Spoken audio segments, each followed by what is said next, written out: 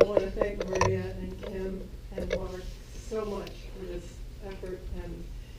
And I'm here totally illegitimately. I wasn't there. I don't know Newtown, but I was so struck by the event and what you did after the event in trying to get Congress to move on gun legislation that I did what I'm sort of trained to do, which is write a poem. I guess all of us heard the priests talk about the crack in the foundation. And a lot of what we do, we're not terribly aware that we're doing that. But what we do to keep a great community is to fill that crack. And poems sometimes serve that purpose. This is called Prayer from a Parent.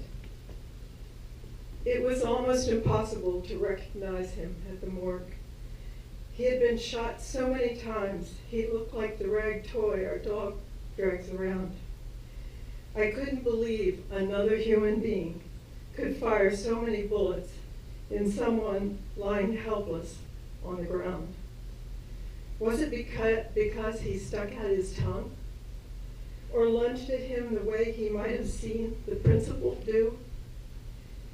My son was feisty and just. Yes, at 6, he was just. That's not fair, was his favorite quote. Our house still rings with his voice. He was trying out all ways of becoming, from jet pilot to jockey. I know there is no way to get over his death, but just one thing I beg of you, Lord. Do not let him lie still. Do something with him. Please, God, do something special with him. Thank you very much.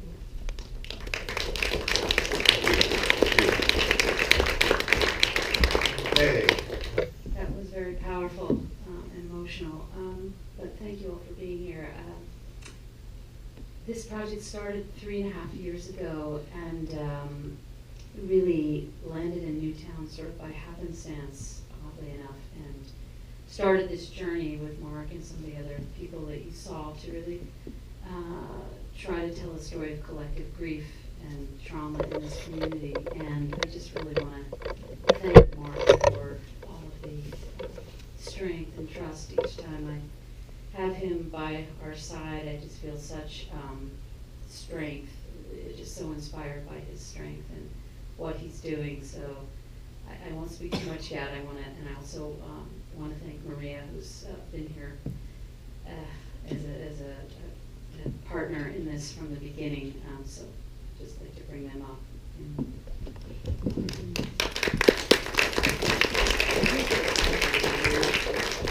And I just want to take a moment to thank Regina Scully, who's with us, who is our executive producer, who also just has been so supportive and by our sides and cheering every time we get another response of how impactful this film has been. So thank you, Regina.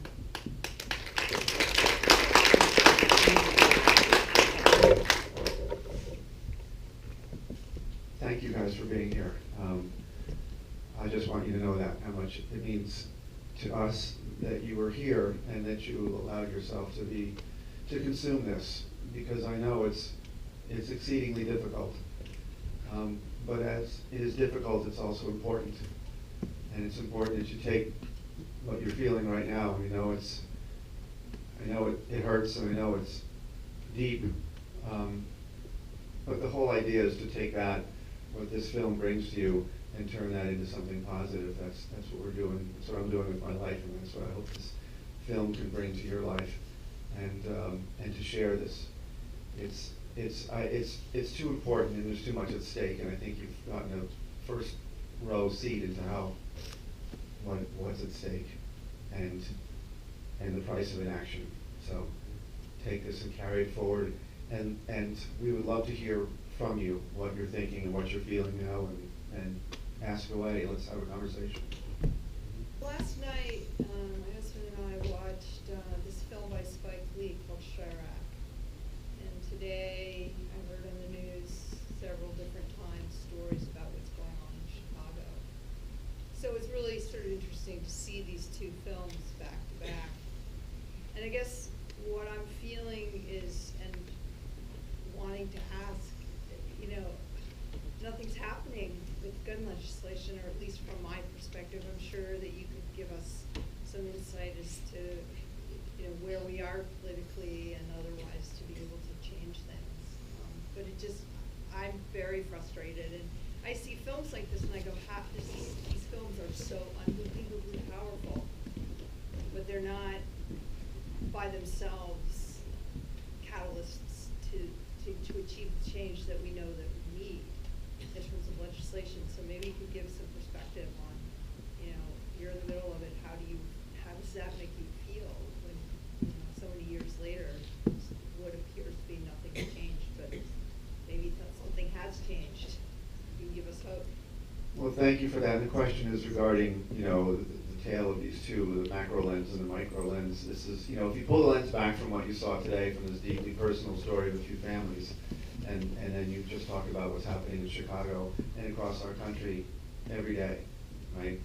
Every year, 32,000 people continue to die in this country, and all the factors are the same in other countries. Everybody suffers from mental illness. There's exposure to violence, but there's something uniquely horrible in this country.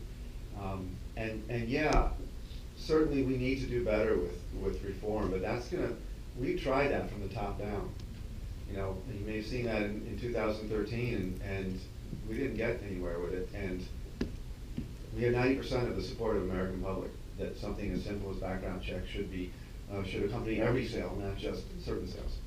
And I, for one, thought that was just a no-brainer. Of course, that would happen, and we saw that it didn't. And we took a look at that, and why didn't it happen? It's because folks are not engaged. And people either don't know how, or don't know what, or somebody else is doing it. But all that little stuff that you hear about, call your legislator, we know that they don't hear from people. They hear from the radicalized fringe minority, and they're not hearing from folks, the regular folks across the country like us. So that's one way to start, and you know, community action is another. You just said it, how powerful this film is, and you see something like this and you wonder why nothing's happening. More people need to see this film. You know, so reach out to your networks and make sure that you see this film. But this is an epidemic across the country. This is not just the mass shootings. It's happening, and it needs a culture change, and we need to treat this as a social movement, and we need all hands on deck. And I can let Maria speak a little bit more to the nuts and bolts of policy and legislature on that. Chime in too if you want. Well, I think Mark is right. I mean, these films are important. They do help shift culture. You know, Regina has produced many films on social change and using films as catalysts to try to bring about social change. I've collaborated with her. Kim has worked on some of her own. These films can make a difference. They do help shift culture. There's not a question. This is a complex issue. It is a political issue. Chicago suffers like no other city in the country. There's no question. It happens every day there. And, you know, until laws change, it's not going to stop. But at the same time, this is a cultural issue. And Kim and I hope that the film helps present the issue as a public health concern and a real call to action that it be addressed as a public health concern. You heard Dr. William Begg, the ER doctor, in the film say there is no money, there is no research. In fact, the political lobby, the NRA, has worked to be sure that there is no research, there is no empirical data. So Mark is right.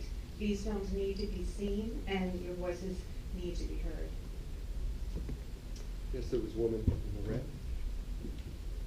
First, I'm so sorry for your loss. I live 20 minutes over the border in Westchester County, and you know, it was horrific being in the space.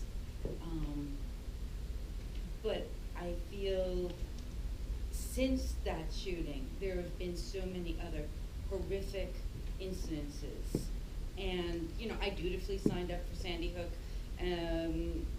organization, and I've tried to contact legislators, and I feel stymied by the NRA powers and the gun proponent power. And I just feel, I don't even know how to empathize with how frustrated you must feel, Mr. Barden, because it feels like an insurmountable wall. And I don't know what else we can do, because there's clearly very concerned people that want to see a difference.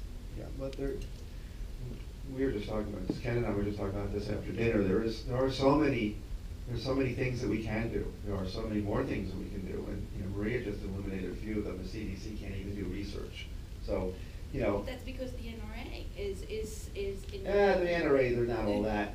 Really, I'm telling you, we need to push back, right? They've been working at this quietly behind the scenes for 20, 30 years, getting folks at the grassroots level, communities, people engaged, people involved. And that's a very small, 3 to 5 million members. They're vocal, they're loud, they vote, they call their legislators, they make themselves known. So we need to do the same thing. They call it the passion gap. But we need to rise up and make some noise about this. And it's not about taking guns away. It's not about changing the Second Amendment. It's about sensible reform. It's about all these little, we call it and both, not if or, but it's and both. So background checks for all firearm sales, not just some. Safe storage laws, so children, kids, minors in the home can't get their hands on a firearm and do incredible damage. About straw purchases, people carrying firearms across the borders into Chicago who have strong gun laws, we know that, but they're bringing them in from Indiana and Mississippi. That's another place we can do a lot of good work. My organization, Sainthood Promise, is training kids with the tools, we can talk about this later, but with the tools to how to recognize somebody on their way to causing violence towards somebody else or to themselves, and getting to the help that they need before it happens, before the gun is even in the equation. There are so many things that we can do, but we need to do something. Doing nothing is not an option. Yeah, and I'd just say that, we've been traveling with Mark and some of the other people you saw on the phone for 7 months now. And I think all of us feel that the conversation is changing.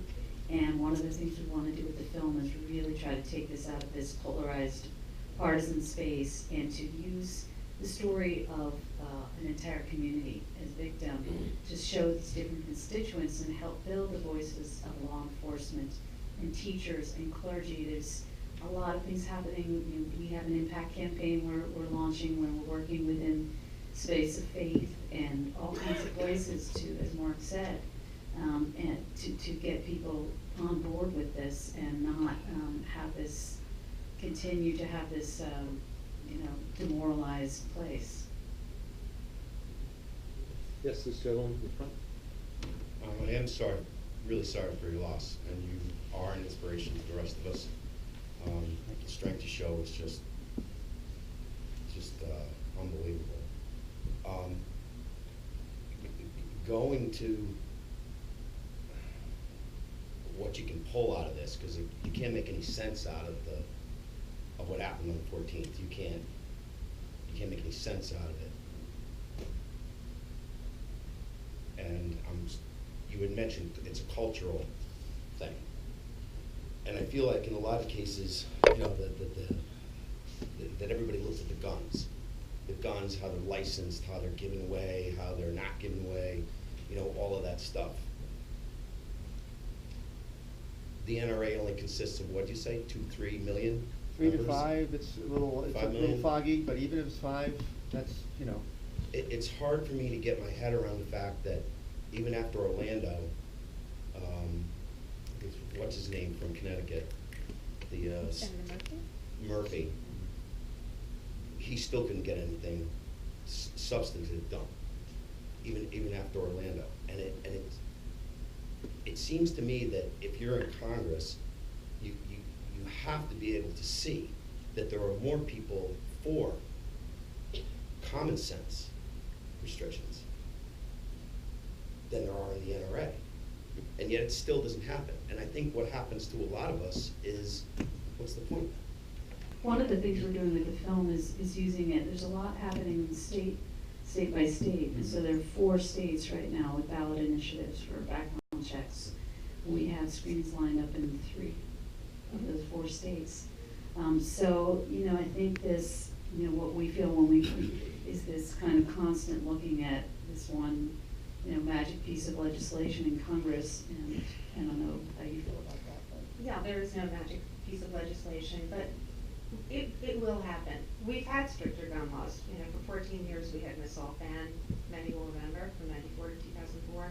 But elections are around the corner, and this is an opportunity to really create some change. I mean, this is the opportunity, as Mark said, you have to really make your voices heard and get people out to vote and let your legislators know how you feel about the issue. Or we certainly won't have any opportunity. But we're using the film, as Kim described, within constituencies, bottom up, in the most difficult targeted communities. You know, we are committed to using the film for as long as possible to that end. We are screening actually in September for Congress. We were part of the legislative push. Now we're really excited about that. We were in Washington actually on June 15th, the day of the filibuster, coincidentally, screening at the White House. And we actually were screening in Connecticut during the Orlando episode. And, you know, we're trying to bring it in a very bipartisan manner to elected officials and to communities. And don't give up. Yeah. It's the momentum is building. It's slow. It's painfully slow. How do you answer people that say there isn't one gun law on the books right now, or proposed gun law, that would have stopped Sandy Hook? Well, first of all, okay, so if you want to talk about background checks, in particular, that probably wouldn't have prevented what happened in Sandy Hook. But it'll prevent somebody else. I can't bring my little Daniel back. Right. I've devoted my life from saving somebody else from having to live this pain. And so background checks might not have stopped what happened in Sandy Hook, probably not. But it will save somebody else. Right. But maybe a stringent child access prevention law might have. Assault ban, Magazine control? Yeah, magazine limits, you know, there are a lot of things that would have, and not just legislative. You know, some policies and programs that could have noticed this kid before this got to that point would have stopped this before the gun was even in the equation. I used to live in New York State, and after the SAFE Act was passed, it was kind of frustrating to drive through neighborhoods or rural. I used to live in upstate New York. And you drive through and you'd see all these signs about repealing the SAFE Act. It's amazing to me that our culture gets so upset about this legislation that tries to control some of these gun things, but we don't get real upset. I don't see a lot of people putting up posters about wanting legislation. I think we lack, I know I lack, I can't say we, but I don't go around putting up posters. Maybe I should. Maybe we should become one voter issues. That's right. Yeah. You know, That's right. Many people are. I mean, Yeah. there's a lot of movement in that direction. The other thing that's been interesting is that it was sort of unexpected, but this seems to really call to a lot of young people who've shown it, you know, every time college age and even upper high school kids see this, they're so emotionally connected and moved because this is their issue. And so that's also hopeful. You know, we're planning, you know, hundreds of screenings at universities across the country. But I think in terms of, I think that generation, you know, it's going to be their issue. I want to first say thank you so much for sharing your stories and being so vulnerable and honest to do the work that you're doing. And one of the questions I had for you as the director and filmmaker was the choice made to not share the story of the community members, of the mother and the son who did the killing. Right. Well, in making this film, you know, early on, we had to decide the film that it wasn't before deciding the film it was. And Maria and I very much shared a vision that there hadn't been a film that really looked into aftermath of what a community looks like in the wake of this, even years out.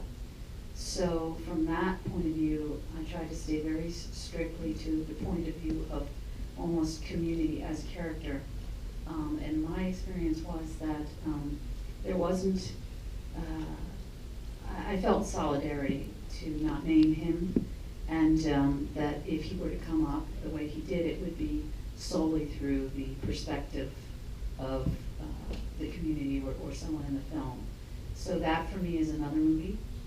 I feel like it in general gets a lot of attention, and we spent a lot of time in the edit room carefully talking about that and thinking about that, but it was very deliberate. And there is a campaign called No Notoriety, which I actually didn't know about when we started to make the film, but not to give the kind of attention that I think often happens. First of all, I want to say that the film definitely did what you wanted. It really brought it up in me, really showed me a lot, brought a lot of things to the forefront, and made me think of things I didn't really, see before.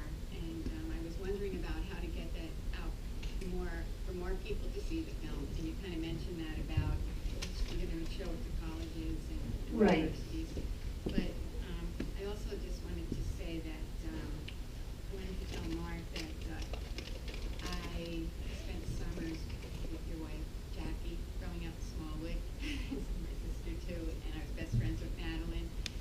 And Madeline keeps me informed a lot on Facebook of the Mud Fest and all of that. And I just want to say sorry for your loss, because I never met you, haven't met you yet. And when I saw the pictures, when it was on the news, and I saw Daniel's face, I knew right away he had given him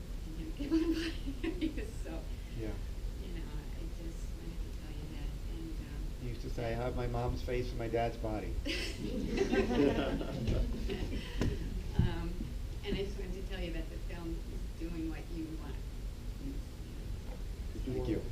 Thank I you. just wanted to make a comment. Oh. The comment is we're talking about how to do screening for people that have guns, but is that we're talking about gun violence, and we're talking about how we prevent people from obtaining guns, but we really need to address the other part of the public health issue, and that's mental health. And we do not have the providers, we do not have the finances, we do not have the access. I live in Connecticut. I've lived through your tragedy. I lived through all the hearings at the state capitol. I cried along with the parents. We need to make our government accountable for providing mental health services. And people said, what have we done this year nationally? We haven't done anything. And until we address those things, we're not going to be able to work with people and prevent this type of thing from happening. More people have died from gun violence in this country than died in Afghanistan. Think about that. I think it's a really huge issue that needs addressing. And you ask for people to respond. I'm a nurse. We have never been able to get nurses to become professionally active in the policy arena until we got all their emails. And last year, we stopped bills at the state level that we felt didn't protect the public because 18,000 nurses sent emails. So my suggestion is that one of the things you need to look at is how you do something like CQ roll call in the states where you're trying to get these bills and get people, give them the information they need and the way to access it and to deliver their emails expeditiously.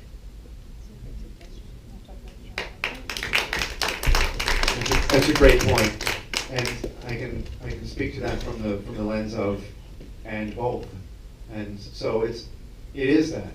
It's also access to firearms, but my organization, Sandy Hook Promise, has been working diligently with we put together a consortium of the national mental health organizations to get sign off on messaging around a large comprehensive mental health bill that has now passed the House, and we need it to pass the Senate. And it's co-sponsored by your Senator Chris Murphy and Bill Cassidy from Louisiana. So it's bipartisan, it's big, it's comprehensive, it's going to afford lots of comprehensive care to a lot of people who wouldn't otherwise have access to it.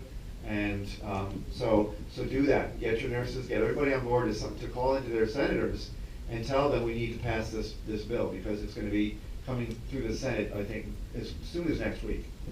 What is the bill? Yeah, what's the bill? Does that have a name?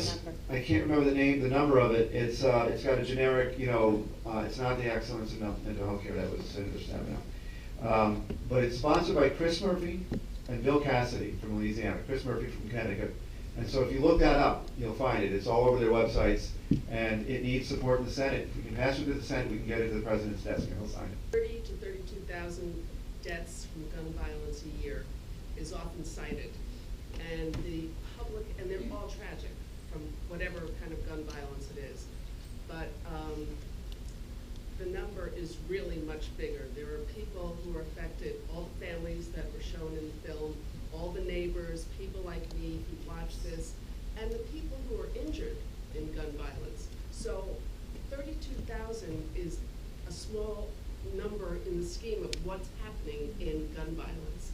It's really, really much bigger. Do you have any guesstimate of what that might be just from doing this film?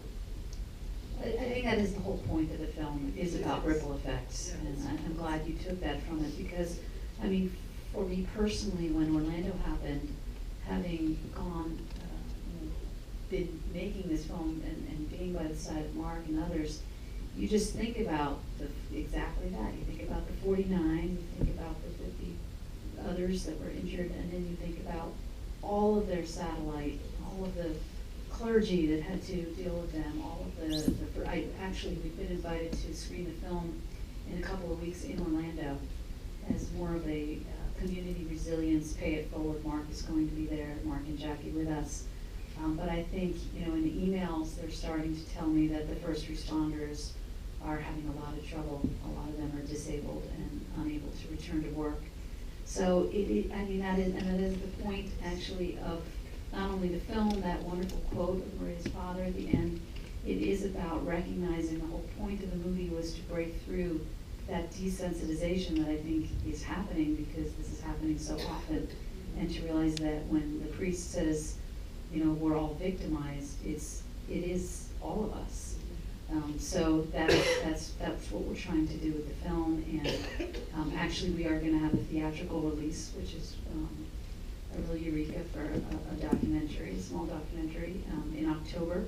It'll open in New York, and followed by LA, and we're in the midst of planning a much wider release to up to 400 theaters on a given night with a special event, national event. So stay tuned. You can follow what we're doing at newtownfilm.com, but we have some really big plans for the film. And just statistically, if you're looking for that number that expands when people are injured, Directly affected by gun violence, it's somewhere around 500,000 every year. Have a question? Thank you for the film. It's so well done, and I thank you for being so honest and working so hard to keep your son alive by doing this kind of work. My problem with I love the idea of the cultural change. I think a lot of the problems we're having is because there's been a cultural change in Hollywood. The movies coming out of Hollywood are so violent, and you go to the movies and a little 12-year-old is with a 17-year-old, and they sell the ticket to the little 12-year-old who shouldn't be at an R-rated violent movie. This is where the cultural change has to come. They've got to stop the violence in the movies, and I think that your work is going to help make people recognize that, and hopefully there'll be change. Thank you.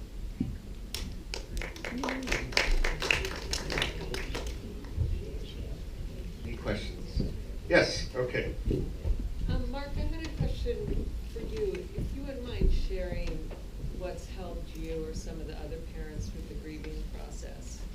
And I'm thinking maybe some of what you're doing now is part of it. Yeah, so the question is, what is helping me with my grieving process? And it is a process, I will tell you that.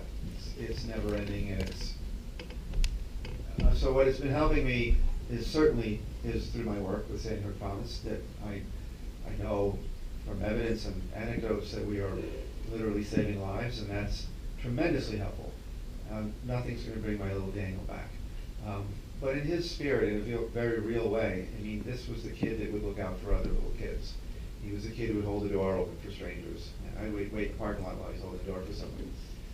He was just wired that way. He was a beautiful, compassionate, and conscientious little boy. So I'm doing what I can to honor that, and just to carry his little spirit of awareness and kindness of others forward to the best of my ability. At the end of the day, if I feel like I've honored him in some way, that's helpful to me. Loving James and Natalie and my wife with all my heart and with everything I do is another way that I get through my day. And that's about the best I can do.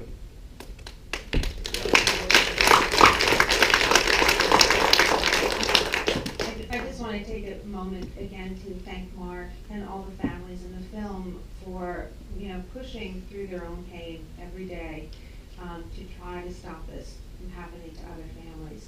So incredibly courageous. Thank you. And I want to thank you, Richard, Oh, you're for welcome. giving the Thank film you. this platform. Yes. We really appreciate it. No. It's a It's marvelous that you're tremendous here. help. Thank you. Yes, yes. Well, I think that's a good way to end things, and again, thank you